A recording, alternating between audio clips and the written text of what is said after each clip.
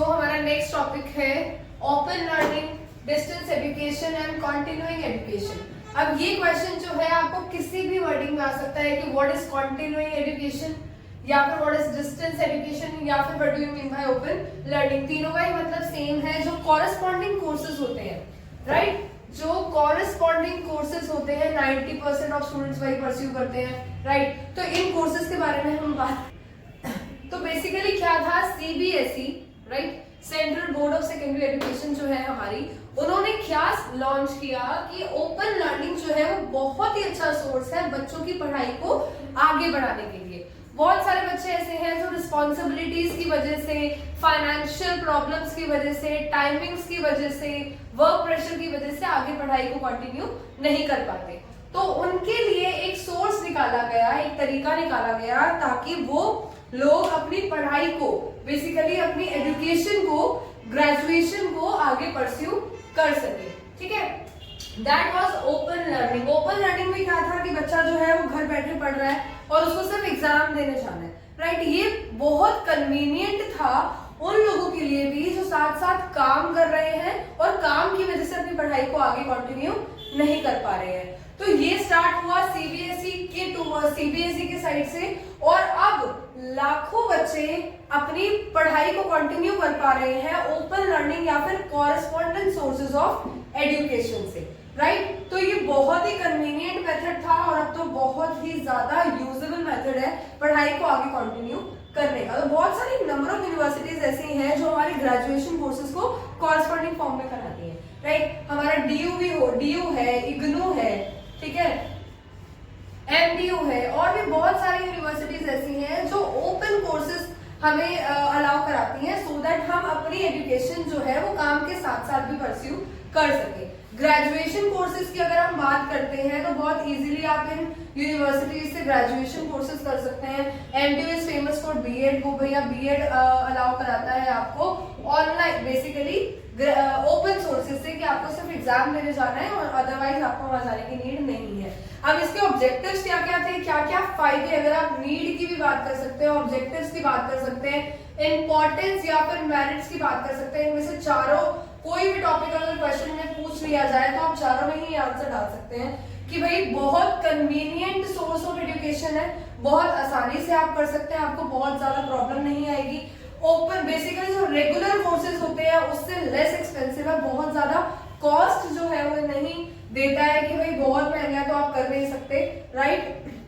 जैसे कुछ private universities होती हैं जिसका कॉस्ट बहुत हाई होता है, उस वजह से बच्चे जो है वो अपनी एजुकेशन को आगे कंटिन्यू नहीं कर सकते। तो ये उन लोगों के लिए एक सॉल्यूशन है बेसिकली कि भाई बहुत ज्यादा कॉस्ट जो है ये नहीं मानता, तो हर बच्चा ऑलमोस्ट ये चीज जो है वो अडॉप्ट कर सकता है। Next, study with employment. अब कुछ बच्चे ऐसे होते हैं जो काम, बेसिकली फाइनेंशियल प्रॉब्लम की वजह से उनको काम करना ही पड़ता है और उसकी वजह से वो अपनी पढ़ाई को छोड़ देते हैं। तो ये उनके लिए एक सॉल्यूशन है कि वो काम के साथ साथ अपनी पढ़ाई भी कंटिन्यू कर सकते हैं। तो एम्प्लॉयमेंट के साथ साथ एजुकेशन मिल रही है, ये भी किस वजह से हो रहा है, कॉरेस्पॉन्डेंट कोर्सेज की वजह से हो रहा है। आफ्टर मैरिजेस जो विमेन है उनको स्पेशली अपनी पढ़ाई को छोड़ना पड़ता है क्योंकि वो रेगुलर कॉलेजेस नहीं जा सकती, क्योंकि फैमिली की रिस्पॉन्सिबिलिटीज है, डिफरेंट काइंड ऑफ रिस्पॉन्सिबिलिटीज होती हैं, ठीक है। तो मैरिजेस के बाद भी ये चीज जो है वो बहुत पॉसिबल है कि जो विमेन है वो अपने घर बैठ सिर्फ एग्जाम्स देने जाना है और अपनी स्टडी को कंटिन्यू कर सकती है। तो दीज आर सम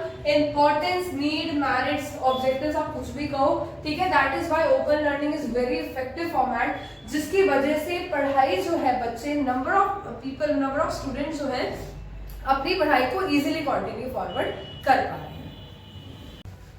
उसी में आता है हमारा NIOS, जैसे हमने डिस्कस करा दिल्ली यूनिवर्सिटी, इग्नू यूनिवर्सिटी और एमडी यूनिवर्सिटी, उसी हिसाब से एक है हमारा NIOS जिसकी फुल फॉर्म है national institute of open schooling.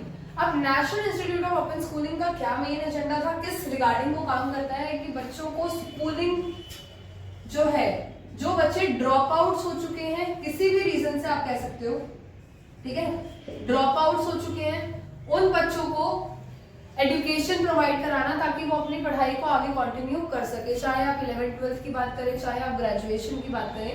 NIOS जो है वो उन बच्चों को एजुकेशन प्रोवाइड कराता है जो ऑलरेडी ड्रॉप आउट है, किसी भी रीजन से उनको पढ़ाई छोड़नी पड़ी इन बिटवीन, राइट। तो वो रेगुलर स्कूल नहीं आ सकते, स्कूल जाना उनके लिए पॉसिबल नहीं है डेली 2 बजे तक सुबह से। कोई काम हो सकता है, वो कोई वर्किंग एनवायरनमेंट में हो, कोई काम कर रहे हो, फाइनेंशियल कंडीशन की वजह से शादियां हो गई हो, कोई भी रीजन हो सकता है, ठीक है। तो उन बच्चों के लिए बहुत ही प्रॉफिटेबल था NIOS, national institute of open schooling. क्या प्रोवाइड करा रहा था कि ये बच्चे घर बैठे अपनी एजुकेशन को आगे परस्यू कर सकते हैं बहुत ही कन्वीनियंटली। अब सिर्फ 11th-12th के बारे में नहीं, हम आगे ग्रेजुएशन की बात करते हैं, तो ये हमें ग्रेजुएशन की फैसिलिटी भी देता है, ठीक है, ताकि बच्चे जो हैं वो अपनी एजुकेशन को रोके ना किसी भी वजह से, ठीक है। वेरी कन्वीनियंट, और यहाँ आकर बच्चे जो है अपनी एजुकेशन जो है वो परस्यू कर सकते हैं।